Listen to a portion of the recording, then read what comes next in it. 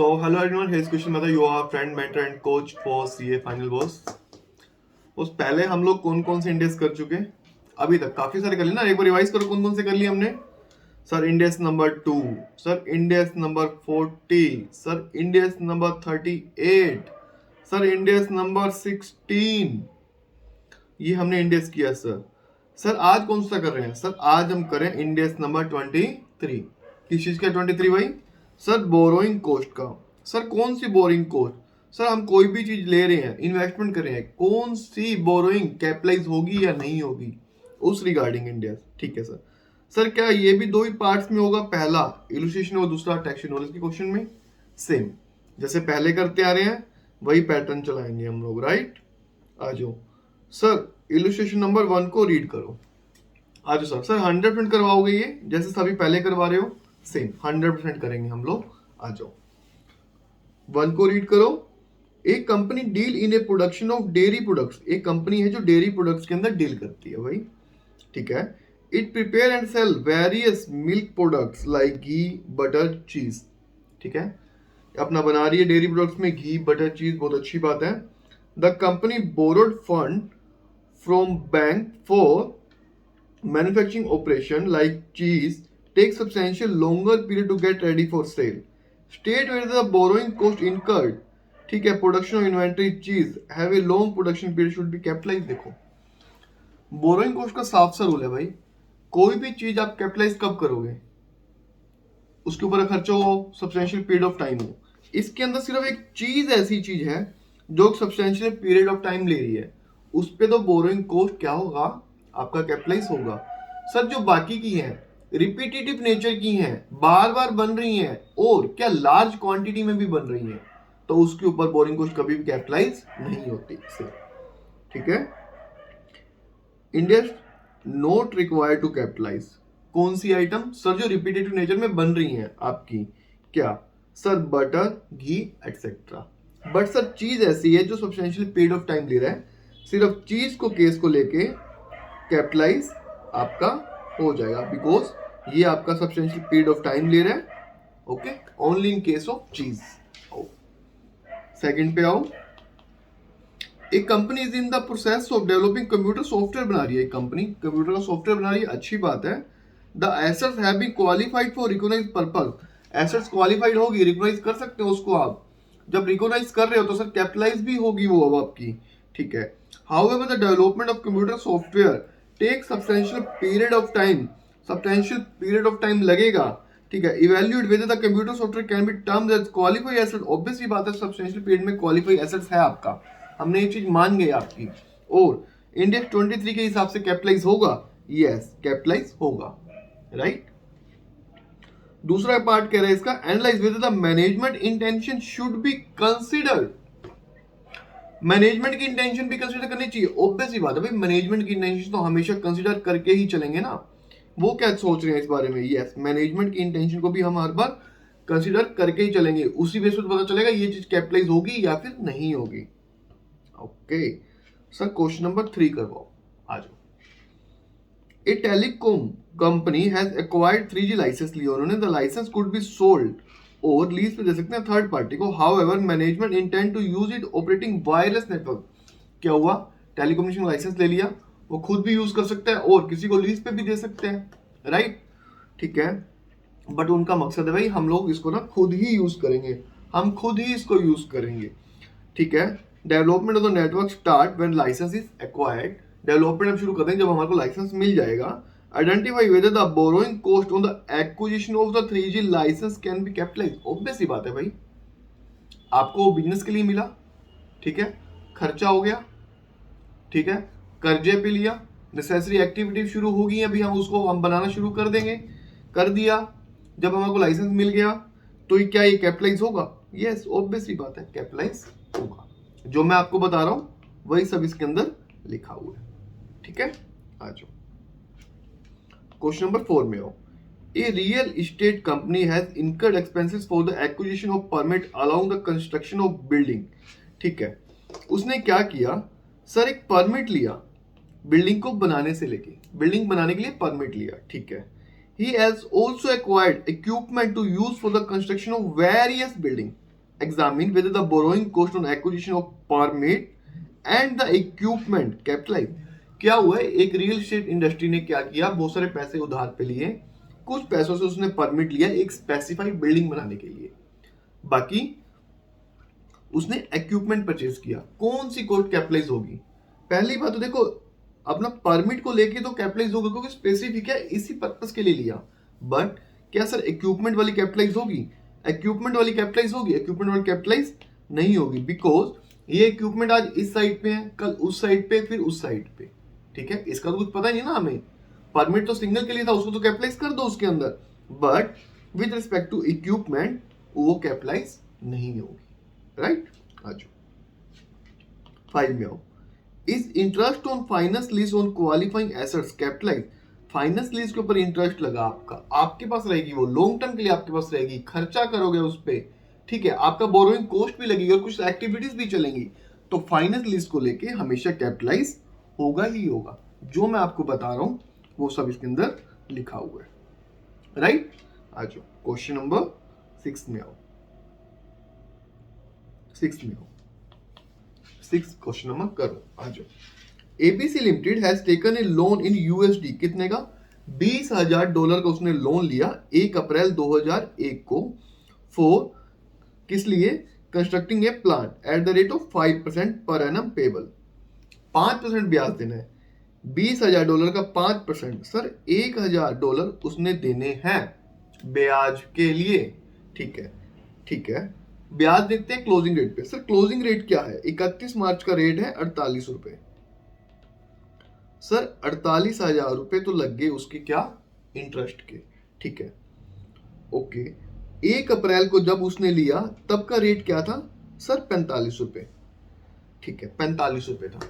Sir अगर यही loan India से लिया होता ना तो इंटरेस्ट लगता 11% का, मतलब सर ये 20,000 रुपए स्टार्टिंग में 45 के हिसाब से 9 लाख रुपए इंडिया से लेता, 11% के हिसाब से कितना लगता? सर 99,000। ओके, मतलब सर ये ब्याज तो कैपिटलाइज हो जाएगा। इसके अंदर रूल क्या होता है? अगर वही पैसा इंडिया से लिया होता तो उस पर जितना ब्याज लगता, फॉरेन करेंसी का ब्याज वहां तक तो कैपिटलाइज हो जाएगा, बट अगर कोई फॉरेन करेंसी के एक्सचेंज में लॉस भी है वो भी कैपिटलाइज हो जाएगा up to the extend of, अगर ये इंडिया से लिया होता तो भाई कितना अपना ब्याज लगता? 99,000 रुपए। सर 99,000 में 48,000 तो गए हमारे, किसके? ब्याज के। 99,000 माइनस में 48, सर बच के कितने? 51,000 रुपए। सिर्फ एक्सचेंज लॉस हम 51,000 तक ही कर सकते हैं, बट सर 20,000 के ऊपर 45 माइनस में 48, ओपनिंग माइनस में क्लोजिंग का रेट 3 रुपए के हिसाब से 60,000 रुपए का क्लोजिंग अपना एक्सचेंज का लॉस हुआ। सर यहाँ पे बचे तो 51, सर सिर्फ 51 ही आप कैपिटलाइज और कर सकते हो, बाकी का 9,000 रुपए आपको क्या करना पड़ेगा? एक्सपेंस में राइट ऑफ। आ जाओ 48,000, 99,000, डिफरेंस 51, ओवरऑल लॉस हुआ 60 का, बाकी का जो 9,000 किस में जाएगा आपका? सर वो आपका P&L में एक्सपेंस बुक होगा। आया क्वेश्चन समझ? सबसे अच्छा क्वेश्चन यही था अभी तक का। आ जाओ नेक्स्ट में आओ, आ जाओ क्वेश्चन नंबर 7। अल्फा लिमिटेड 1 अप्रैल को बोरो किए 30 लाख रुपए, किस रेट पे? सर 9% पे। ठीक है, construction of 2 qualified asset, 2 assets बनाने के लिए, फैक्ट्री बिल्डिंग और ऑफिस बिल्डिंग। 10 लाख यहाँ लग गए, 20 लाख यहाँ, 30 लाख रुपए खर्च हो गए, टोटल लगे कितने? 30 लाख रुपए लिए उसने। कंस्ट्रक्शन स्टार्ट की 1 अप्रैल को, शुरुआत से ही, तो मतलब ब्याज भी पहले दिन से लगेगा, अप्रैल से ही। ठीक है, उसने क्या किया? रिमेनिंग फंड को जब वो पैसा यूज नहीं हुआ तो 7% की इन्वेस्टमेंट के ऊपर कहीं इन्वेस्ट कर दिया, तो ब्याज में से वो इन्वेस्टमेंट की इनकम माइनस हो जाएगी। ठीक है सर, समझ आ गया। सर 10 लाख रुपए लगे 9% के हिसाब से 90,000 रुपए। सर 20 लाख रुपए पर 9% गए 1,80,000 रुपए। बट सर इसके बीच में ना 6 मंथ का गैप है, पहले 5 लगे, फिर 5 लाख 6 महीने के बाद लगे, पहले 10 लाख लगे, फिर 10 लाख 6 महीने के बाद लगे। मतलब सर ये 6 महीने तक पैसे कहीं और इन्वेस्ट कर दिए, उस इन्वेस्टमेंट पे हमने कमाया 6 महीने का at the rate of 7%। Sir 5 lakh का 7% के हिसाब से 6 महीने का माइनस सर 10 लाख का 7% के हिसाब से 6 महीने का 35,000 माइनस ओवरऑल कितना इंटरेस्ट कैपिटलाइज होगा 72 और 145। सर 10 लाख प्लस में 72,500, 10 लाख 72,500 एसेट की वैल्यू होगी। सर 20 लाख प्लस में 1,45,000, 21,45,000 आपकी टोटल वैल्यू हो गई। राइट, आज क्वेश्चन नंबर 8 में आओ। समझ आया क्वेश्चन? इजी था, मजा आया? आज क्वेश्चन नंबर 8 में आओ। ऑन 1 अप्रैल 2001 ए लिमिटेड ने क्या किया, 8% पे लोन लिया 50 लाख रुपए for construction of A building A which is repayable after 6 year. 6 साल के बाद देना, मतलब 2007 में हमें ये 50 लाख रुपए वापस करने हैं। ठीक है sir. The construction of building was completed कब सर, 2003 में, मतलब सर 2 ही साल में बनके बिल्डिंग तैयार होगी। हमने तो 7 साल के लिए लोन लिया था सर, ये तो स्पेसिफिक लोन लिया था। अब क्या करें उसका 5 साल के लिए पैसा। देखो आगे क्वेश्चन पढ़ो। A limited start construction a new building B बनानी शुरू कर दी 3-4 में। उसने क्या किया, he use existing borrowing. Existing borrowing को 5 साल और पड़े हैं ना अभी वापस करने के लिए, वही यूज करने लग गया। ठीक है। Outstanding for general purpose borrowing, तो इसमें क्या करो, रिकमेंड करो whether the specific borrowing should be transfer to the general borrowing pool. क्या हम देखो होता क्या है, एक स्पेसिफिकली लोन किया वो तो कंप्लीट हो गया, बट अब दूसरा प्रोजेक्ट हमने बनाना शुरू कर दिया, दूसरे प्रोजेक्ट के अंदर हमने ये पैसा लगा दिया। अब स्पेसिफिक बोरोइंग तो हो रहा ही नहीं, जनरल पर्पस बोरोइंग में चली गई। क्या ये ऐसा हो सकता है? ऑब्वियस ही बात है, यस। ये स्पेसिफिक बोरोइंग को आप जनरल बोरोइंग के अंदर ट्रांसफर कर सकते हो, आउटस्टैंडिंग अमाउंट अगर आपकी क्वालिफाइड एसेट्स को मीट करती है तो। राइट, आज कंप्लीट हुआ क्वेश्चन। जितना मैं आपको आराम से हिंदी में बता रहा हूं वही सब इसके अंदर एज इट इज लिखा हुआ है। क्वेश्चन नंबर 9 में आओ। इसके अंदर बताना क्या है आपको, बोरोइंग कॉस्ट कैपिटलाइज कितनी होगी ये बताना है हमें। ठीक है सर, बता देते हैं सर, कोई बात नहीं सर, बता देते हैं। आ जाओ सर। इसके अंदर तो रेट ऑफ इंटरेस्ट ही नहीं दे रखा, अलग अलग दे रखा है।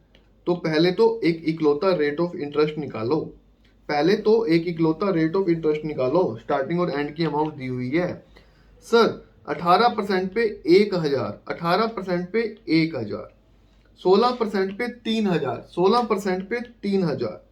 ठीक है, डिवाइडेड बाय 1,000 प्लस में 3,000, 1,000 प्लस में 3,000, 4,000 से रेट आ गया सर 16.5%। रेट आ गया सर हमारे पास, इसमें रेट दिए नहीं होता सर, रेट आ गया इसके अंदर। ठीक है। 14% debenture were issue for construction of office building 1 जुलाई को ही, मतलब ऑफिस बिल्डिंग तो स्पेसिफिक है, बाकी का रेट निकालना था हमें सर, हमने रेट निकाल दिया। ठीक है, आ जाओ सर। 1 अप्रैल को बीटा लिमिटेड कंस्ट्रक्शन को स्टार्ट कर दिया एग्जिस्टिंग बोरोइंग से, पहले 5 लाख रुपए लगे 1 अप्रैल को। ठीक है, और बाकी के 25 लाख रुपए लगे 1 जनवरी को। सर मतलब 5 लाख तो पूरे साल यूज हुए 16.5% के हिसाब से, बट बाकी की जो 25 लाख रुपए है ना आपके सर, वो 16.5 के हिसाब से सिर्फ 3 महीने ही चले, तो आपका इंटरेस्ट कितना कैपिटलाइज होगा, 1,85,625 रुपए। राइट, आया क्वेश्चन समझ में? इजी था क्वेश्चन। आ जाओ नेक्स्ट में आओ सर। क्वेश्चन नंबर 10 को करवाओ।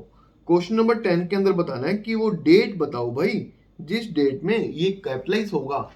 कर्जा उठाओ, खर्चा करो, कुछ एक्टिविटी हो। ठीक है, खर्चा खर्चा एक्टिविटी, कर्जा खर्चा एक्टिविटी। ठीक है, लोन पे पैसे लिए 15 मई को, कर्जा हो गया। खर्चा हुआ, टेक्निकल प्लानिंग शुरू हो गई आपकी। खर्चा कब हुआ, 19 को, और एक्टिविटी कब हुई, 2 जून को। ये सब चीजें कंप्लीट कब हुई, 19 जून को। 19 जून में ये सब कुछ कंप्लीट हो गया, तीनों क्राइटेरिया 19 को कंप्लीट हो गए। तो सर 19 तारीख की हमारी फाइनल डेट हो गई, जिस डेट से बोरोइंग कॉस्ट स्टार्ट हो जाएगी। खर्चा, थोड़ा सा कर्जा और एक्टिविटी, कर्जा, थोड़ा सा खर्चा और एक्टिविटी। राइट, आ जाओ क्वेश्चन नंबर 11 क्या कह रहा है, a subsidiary finance the construction of a qualified asset with an inter company loan, आज borrowing cost inter company loan capitalise हो सकते हैं। किसमें, सब्सिडरी में। देखो सब्सिडरी और होल्डिंग अलग अलग बैलेंस शीट बनाएंगे, तो सब्सिडरी की जब अलग बैलेंस शीट बनती है, क्या उसमें कैपिटलाइज कर सकते हैं? यस, कर सकता है। सर जब इकट्ठी बैलेंस शीट बनेगी, कंबाइंड बनेगी, उसमें कर सकता है? उसमें नहीं कर सकता। एक की इनकम दूसरे का एक्सपेंस आपस में कट ऑफ। इंडिविजुअल में कर सकते हैं, इंडिविजुअल का पूछा गया था, उसके अंदर कर सकते हैं, राइट। आई थिंक आपके इलस्ट्रेशन कंप्लीट हो गए। नेक्स्ट पार्ट में क्या करेंगे सर? टेक्सचुअल नॉलेज के question. Thank you for watching the video, stay connected. Okay, video अच्छा लगा तो कमेंट सेक्शन में जरूर बताना। ओके, हर छोटी छोटी चीजों से मारा है मैंने मन, सोचा कभी तो मिलेगा मेरे कामों का रिटर्न, अभी लेके